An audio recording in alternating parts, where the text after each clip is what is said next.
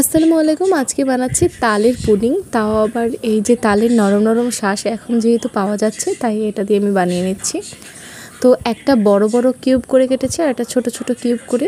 তো বড় যেটা কেটেছি সেটা আমি ব্লেন্ডারে আগে ভালো করে এটা ব্লেন্ড করে নেব। আর এরপরে ব্লেন্ড হয়ে গেলে আমি ওখানে 1 কাপ চিনি দেবো, আগার আগার পাউডার নিয়েছিলাম, আর হচ্ছে এটা গুঁড়ো দুধ।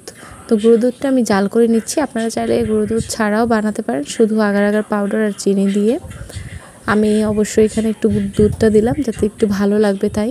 আর এখানে আমি আলাদা করে আগার আগার পাউডারটা গুলিয়ে নিয়েছি একটু পানির সাথে, বা তালের শাঁসের সাথে গুলোতে পারেন।